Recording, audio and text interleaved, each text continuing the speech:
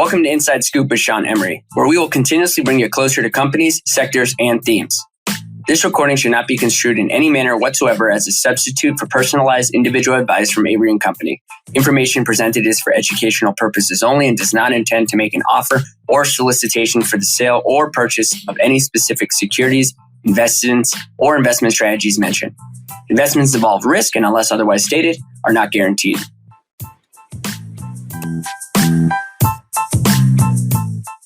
As commerce evolves and gets re-platformed online, I do think it's important to understand some of the dynamics happening underneath the surface. There's been plenty of innovation on the front end, companies like BigCommerce that just went public, Wix, Shopify, Square's Weebly, Magento, and really others democratizing the ability to sell.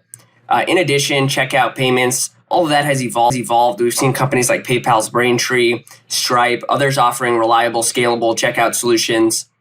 In addition, we see compelling opportunities within social commerce. Companies like Facebook, Instagram, even Pinterest, they're really well positioned to turn that purchase intent, those eyeballs, into conversion. However, this gets back to the point and essence of today's conversation. The guts of every e-commerce operation is really all about trucks, planes, ships, people, and the orchestration of it all, whether it's automation or no automation at all. We're hearing companies like Nike talk about automation and robotics recently. I also had a chance to sit down today with Matt Hertz. He has led operations at brands such as Runway, Birchbox, Shyp. All three are really well-known e-commerce companies. Runway reached a $1 billion valuation last year. They successfully built a rental kind of ready-wear accessory and other category business. Matt now runs and operates Second Marathon. What they do is they look to solve some of the supply chain challenges for emerging brands. He has a really compelling client list, exceptional brands, and anyone looking to scale, obviously reach out to him. But with that, I hope you enjoy the conversation I had with Matt. Hello, Matt. Thanks for joining me today on Inside Scoop. How you doing? I'm doing well. Thanks for having me, Sean. Good. Yeah. So you've seen the evolution over the last several years in direct-to-consumer DTC. You were the head of operations at places like Birchbox, Runway, Shyp. I know I gave a little bit there, but just share with us a little bit about yourself, where you're up to today, and any other things that you think are meaningful about yourself. Yeah, sure. I was born and raised in Canada. I guess that isn't necessarily overly relevant to this conversation, but I always like to start there. And I moved to New York after college. Started off in finance. Actually, I was working at a small fund in New York City. And then after a couple of years, some of the most exciting years in financial history in 2008, 2009, decided to join the first startup I was a part of, which you mentioned, Runway. A couple of weeks into that business as their fifth or sixth employee, their first ops hire, and really helping them scale their proprietary logistics and dry cleaning operation. Then joined the co-founders of Birchbox as their first employee. A couple months into that business, we were shipping about 500 monthly orders. And ultimately, when I decided to leave about 4 years later, the end of 2014, we had just crossed 1 million orders a month and, had operations in, 5 countries globally. Moved out to San Francisco because I was told I should spend some time in California. So did that.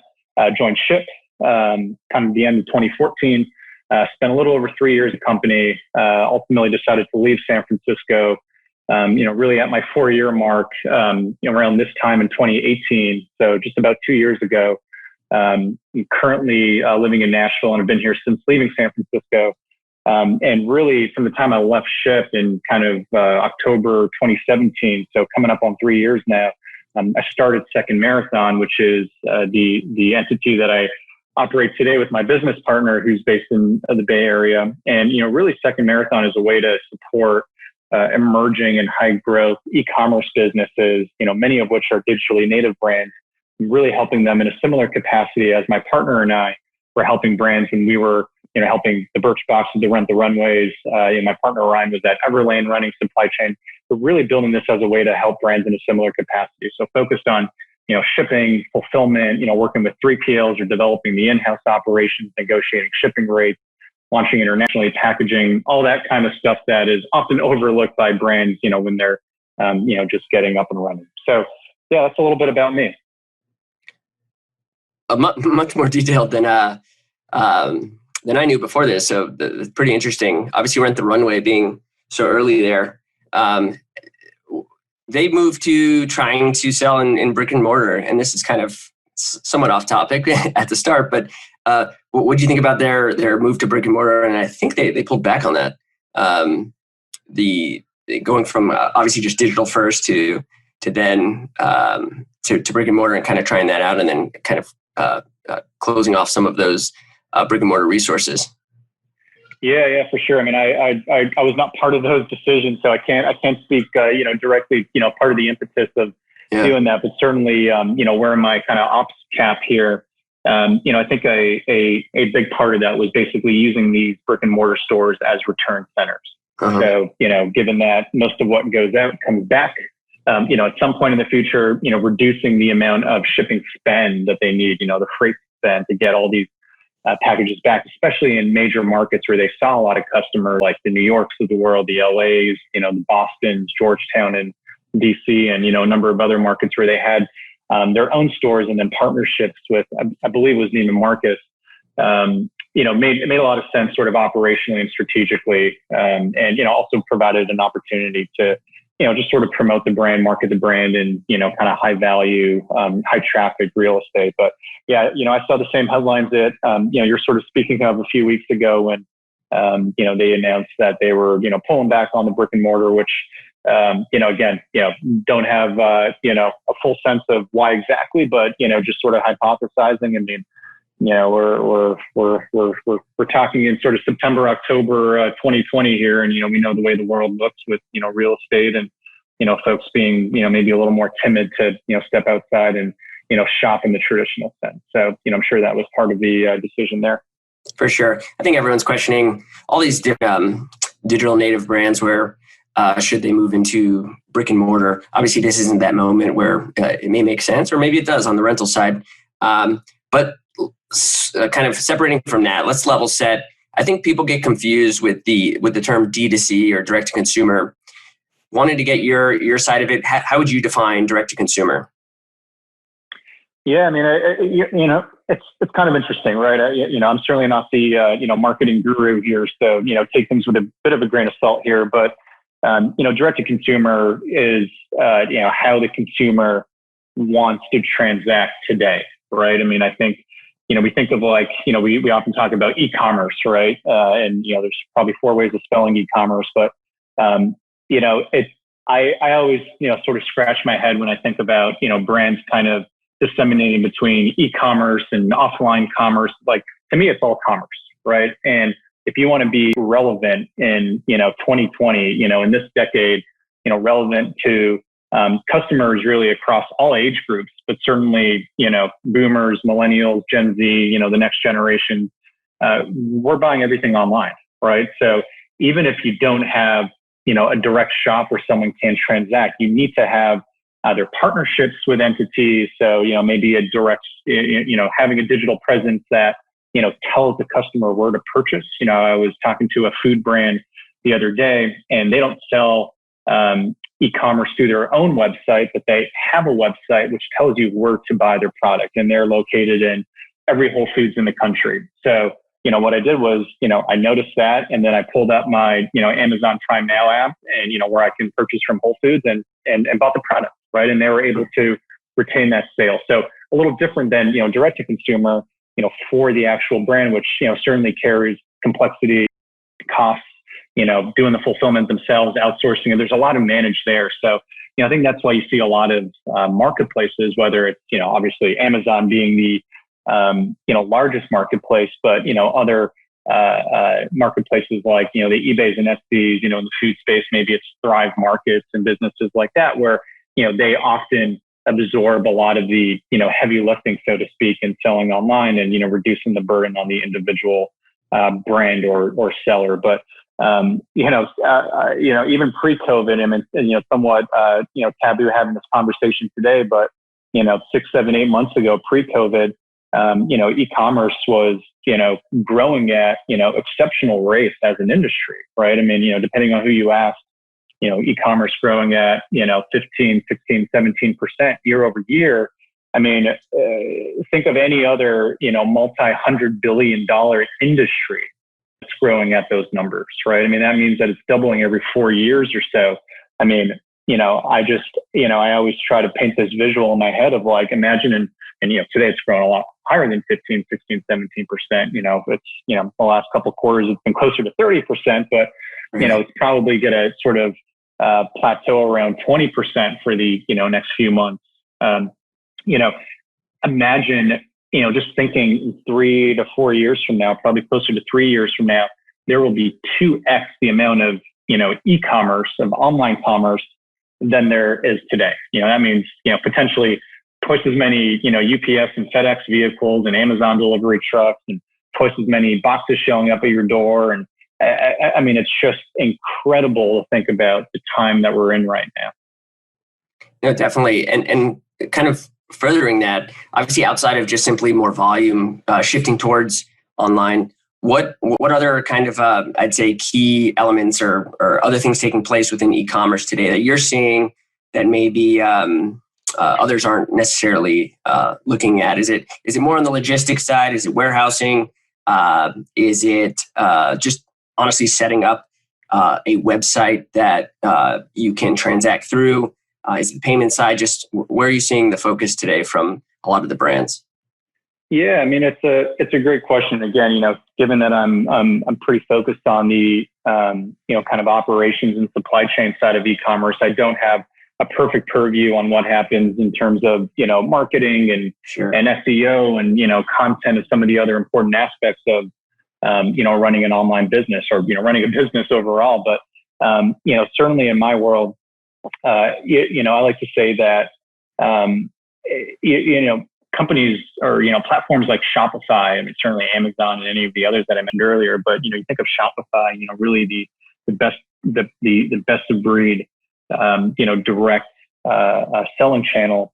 They make it so darn easy for someone like myself who's not a technologist. I'm not a developer, I'm not a coder. I know how to send an email and hop on a Zoom invite, but that's about the extent of my technical prowess. But it makes for someone like myself that within a couple hours after this phone call or after this podcast, I can have a website that looks pretty decent, right? And when I started my career in e-commerce about a dozen years ago, like that was not possible, right? Like it was all very much a little bit of WordPress, a lot of Magento, Demandware, some of these kind of older, more antiquated platforms where you need dozens and dozens of developers in-house, certainly several developers to actually build it for you. So, Shopify and companies like that have really democratized the ability to launch an e-commerce business. The final frontier of friction now in the e-commerce world is the physical aspect of it, right? It's the fulfillment, it's the logistics, it's the shipping. That's where there's significant cost, right? I mean, we often tell clients of ours that typically just on average typically about 15 to 20% of your top line should be kind of budgeted to logistics. So that's packaging, that's fulfillment, and warehousing and shipping. So the challenge is that it's so darn easy to spin up a website. You have tools like Google and Facebook and Instagram and Snap and all these social medias to actually take a sale, right? There's influencers to kind of push your product. So long as you have money, you can take sales. But what we see regularly is all these entrepreneurs and small businesses coming to us saying, hey, we launched our business last week or a couple months ago. We were doing a couple orders a day, and now we're doing 50 orders a day, 100 orders a day, and we can't keep up with it, right? Like expense is killing us. We know we haven't optimized our shipping rates, and we're buying packaging off, from convenience stores and Staples. And, we just know we're not doing this optimally, but, like where do we turn? So in my world, the 3PL space, the outsourced logistics space, is just booming, right? I mean, seldom can you, will you be able to talk to a 3PL nowadays who has excess capacity because, it's been Christmas for them since, March and April. So it's really, really challenging. I mean, this is, logistics operations is not enterprise software, right? It's not Shopify and, AWS that sort of scales, virtually, infinitely. This is like the physical world. It's labor. It's people, and you sort of, marry the growth and sort of the tailwind in e-commerce with the fact that it is growing so much because of COVID and, what COVID has done to humans, to people in terms of, making people sick, having people, shy to show up to work, especially in a people-centric business that is fulfillment. It's made it incredibly challenging for brands to, just stay above water and ensure that their orders get out in a timely manner. Yeah, what kind of products are you seeing there that are gaining traction kind of when you think of the middle part of selling, right? The logistics, the warehousing. I know there's companies like Flexi and some others that have kind of scalable warehousing that's all across the country. What other products are you seeing? Like when you're talking to somebody that is having those logistical nightmares as demand is too strong and warehouses are full, where are you turning to really get that flexible warehousing and kind of Shopify's at the front end, but in the middle, what kind of companies and products are you seeing that are getting traction here? Yeah, definitely. I mean, you mentioned, a couple of them, so Flex, up in Seattle. I mean, they're terrific at what they do. They're what we sort of call a 4PL, which sometimes bursts people's minds to know that, there's not just a 3PL, there's a 4PL, right? Sure. But they have a really unique network of, warehouses that sit under their technology layer that makes for, they're aptly named Flex because of their flexible warehousing. So, we work with a number of clients who have been on, the Flex platform or are looking to move onto the Flex platform, and they offer a really unique solution there. I mean, they have a couple competitors as well, companies like FlowSpace and Stored and others, but they're a really interesting solution for their flexibility and, to my point, just before this with, some of these small businesses and frankly, not just small businesses, but, it could be enterprise sized businesses, like quite large businesses, they're just growing so rapidly, this year because of, the world that we live in. And frankly, over the last couple of months, a lot of that volume has sort of plateaued and maybe declined a little bit where, for a while they were like, we just need all the space possible. And now it's like, well, we're starting to dip a little bit as, things have settled down in some markets around the country. There's been some reopening, only to hopefully over the next couple of months see, a rapid acceleration again as, we sort of get into the holiday season and weather cools around the country. So it's maybe a little less enjoyable to go on a stroll to your local, Target or shop to purchase something. You sort of ship that purchase online. So companies like Flex, they're a private business, so we don't have a whole lot of public information there, but I imagine they are doing exceptionally well. And then you sort of think of like a lot of the carriers, right? The FedExes, the UPS, the postal services, and DHL, a number of others. And I mean, a lot of those businesses are publicly traded, so we see a lot of information that comes out of them. FedEx just announced their quarterly earnings a short while ago, and like business, even at that scale, right? You think of a business like FedEx that's doing, I forget the exact number, but directionally tens of billions of dollars in parcel delivery. I mean, that business is growing, on the ground side, 30+% year over year. And I mean, it's just, magnificent what's happening in the space. Yeah. And shifting gears slightly, let's talk about the marketplaces, right? So, some of them, so Amazon, obviously Walmart is emphasizing their marketplace. And we have the view that marketplaces, again, it's all about reviews, rankings, ratings. While, like you said earlier, kind of a true direct-to-consumer brand, you're essentially trying to create some of the traffic to yourself. You rely on traditional marketing strategies, along with digital marketing strategies, along with influencers. How do you think about the two in terms of maybe the cost for direct-to-consumer versus simply just going onto a marketplace? Obviously, from day one, it's difficult, right? Because you're competing with a lot of products that already have the reviews, rankings, and ratings.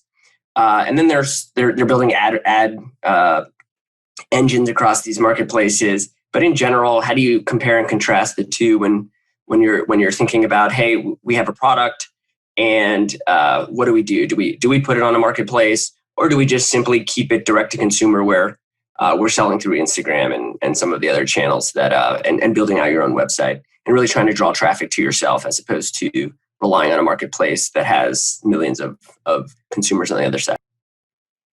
Yeah, so this is where I sort of preface by saying, don't listen to me because I'm not the marketing and growth guru here. But yeah, look, this is kind of like the $1 million question, or the $1 billion question for a lot of brands, which is like, do you sell through Amazon or eBay or some of these traditional marketplaces, or do you just sell direct? Do you spin up a Shopify website or website on BigCommerce or Magento and kind of own the customer and all that?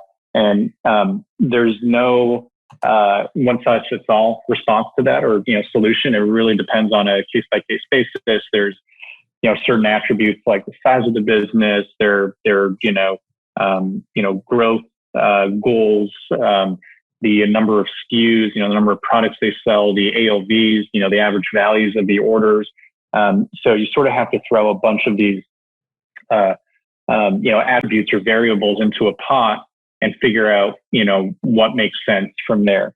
Generally, Amazon's just extraordinary, right? I think safe to say one of the most extraordinary businesses, of the 21st century, although, we're only 20 years in. So sure, right. that probably won't age too well, but certainly, over the first 20 years of this century, certainly one of the most extraordinary businesses. I spend, they have a huge share of my wallet, fortunately or unfortunately, and I'm a very happy shareholder of theirs as well.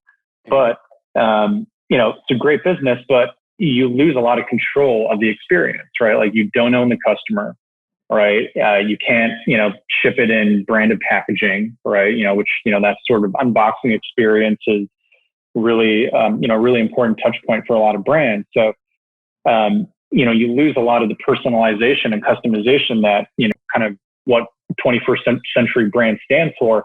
But how do you exclude, 45, 50% of eyeballs in the US, right?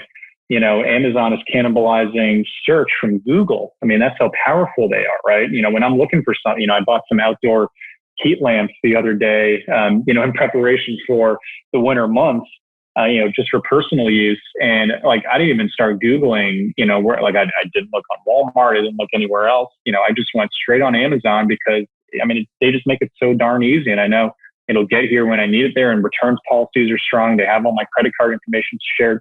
So Amazon's great in that sense. But, I think you really have to appreciate that, you're just renting customers through Amazon. So, I think brands that really, and, this is where I'm speaking a little out of turn, but, brands that really succeed on Amazon are those who have a really strong, direct or digital presence where, customers, they purchase on Amazon because they see the product on Amazon. They have all the eyeballs. I receive my outdoor heater and I see it's from, Matt's, heating company, in, Nashville, Tennessee. I start Googling this company because I'm interested. And then I see, oh, well, they're also on Shopify or have a direct presence.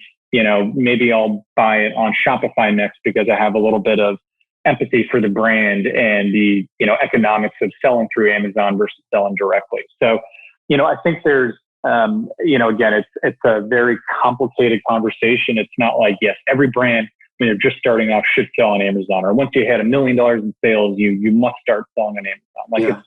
It's not so simple there. Yeah. So the heater you bought,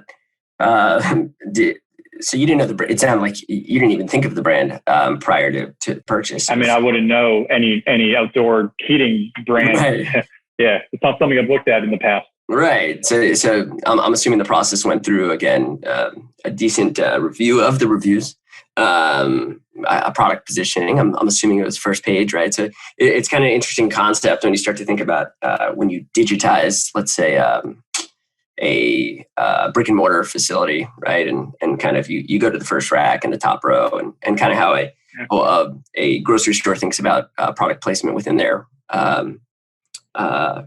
facilities, right? Now, shifting to, let's say, manufacturing, I know not necessarily the expertise per se, but on the manufacturing side, there's a lot of talk around China, and it remains an important part of the process for multiple product lines, including arguably the biggest seller in the world in Apple in terms of phones. But what are you seeing there, or at least hearing there, in terms of what companies are doing and how they're thinking about the region as it relates to creating product? It's still really important. Some are trying to shift slightly, but what are you hearing, if anything, that you can share? Yeah, I mean, this kind of goes back to the conversation around, just sort of creating, resiliency or redundancy in your supply chain. So, part of the challenges that a lot of brands have faced, this year due to COVID is that they've been, so many, especially US-based businesses, direct-to-consumer product-based businesses manufacture their goods overseas, in China and India, in different parts of Asia or, South America, just not here in the US for, just because, Southeast Asia, China tends to be, much stronger, more economical than the resources we have here for certain products. And, it was kind of like a double whammy for a lot of these brands where, we as brands were unable to get products, shipped to us in the US because, China went into lockdown, well in advance of the US. So, they were delayed and then we were delayed and, containers weren't moving across the ocean. So it created this sort of bottleneck of, despite brands or customers in the US wanting to purchase certain products, brands couldn't manufacture it fast enough because, of pauses overseas. And then, once China and, other parts of Asia started spinning up production again and, quarantines began to recede, there was this issue of, just not having sufficient infrastructure or, ocean or freight capacity to actually get the product here. So it's been a very challenging year for a lot of these businesses. And I think it's brought to light this sort of idea of, as I said earlier, creating, whether it's redundancy or certainly resiliency in your supply chain. So, if I'm, Apple or, maybe I should say, I'm sure at Apple, they are thinking long and hard and, politics aside, which obviously is a whole other can of worms with, China and US relationships right now, which is certainly not a moot point, but we won't go there right now. But, certainly from a resiliency perspective, I'm sure Tim Cook and, his, lieutenants at Apple are thinking long and hard about bringing some of that production closer to the US, whether it's, actually manufactured stateside or, in Mexico or parts where, even if you think about Mexico, like, physically attached to the country or Canada, examples like that, there's a lot less risk in getting and sort of moving product, across borders, which, I think, when I was studying operations, a little bit in college and, reading, some of the earliest books I read in college, there was very much this, you learn about in operations this principle of like just-in-time manufacturing, right? Or like lean production or lean manufacturing. There's been many books written on that. And, I'm sure in the colleges they're still teaching that. But, I heard, this blurb, a few months ago from someone, and, forget who to attribute it to, but it was something along the lines of, just-in-time production is no longer what we should be thinking about. We should be thinking about just-in-case production. So, whether that's having, excess inventory at some inventory or, at some warehouse here in the US, in the event that another COVID type event happens or, if there's a natural disaster, we have excess space. So there's obviously holding costs, there's, CapEx aspect of that, but you sort of want to plan for that black swan event going forward. Yeah. I wanted to end off on your core in terms of logistics, thinking about Amazon fulfilled by merchant versus fulfilled by Amazon. Obviously, a lot of companies got somewhat trapped during the first couple months of COVID, just simply given that essential items were the ones that Amazon was shipping through their own facilities, fulfilled by Amazon, and essentially the ones that have made the investment to fulfill themselves or didn't ship at any point in time and can kind of redirect. what are you seeing in that space? There's also like Shopify trying to build out their own. We know Wayfair has their WDN network, which is their delivery network. But in general, how do you think about Amazon fulfillment versus fulfilled by merchant? Is it about scale where the merchant should start to think about fulfilling it themselves and then using some of these, either their own network that they try to create and or leveraging some of the more flexible options like we talked about before?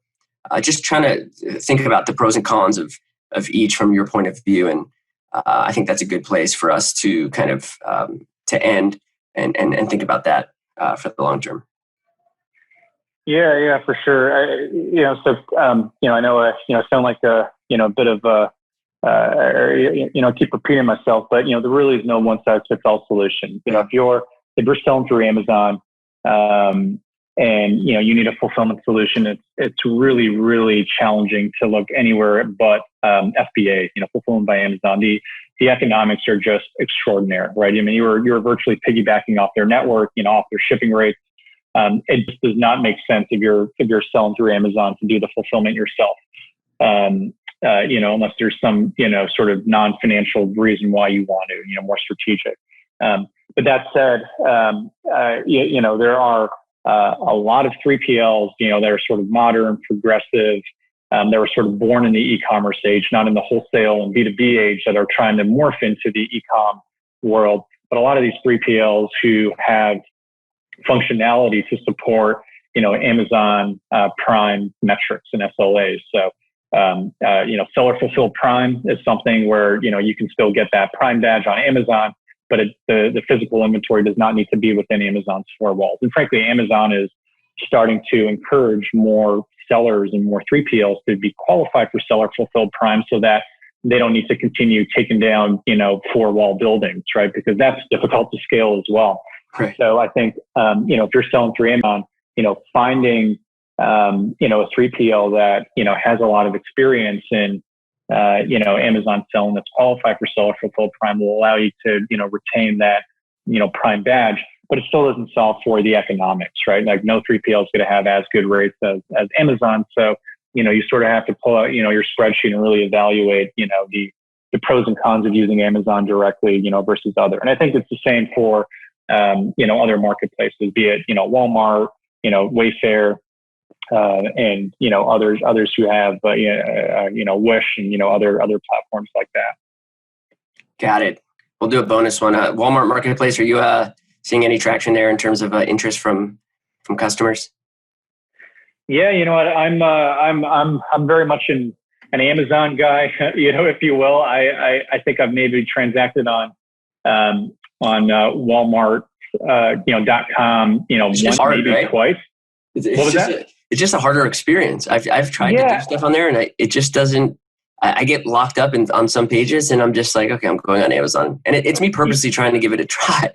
Right. Like it just feels like I'm a tourist traveling in a foreign country where like I don't know, there's like language barriers, cultural barriers. Like I feel lost on Walmart, which is very strange to say. Yeah.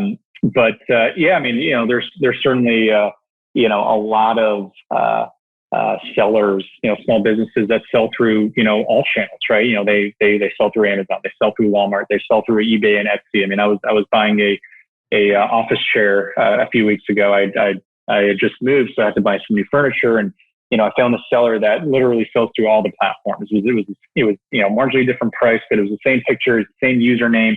And, I went to the marketplace that had, the best, the lowest cost and the best returns policy, which, by the way, was Amazon. It was not eBay. It was not Walmart. So, I feel like Amazon stands for the customer, often comes at the sacrifice of businesses, which is, obviously a touchy subject. And I'm not saying, go customer, boo business, but, you sort of have to pick your, channel based on, the requirements.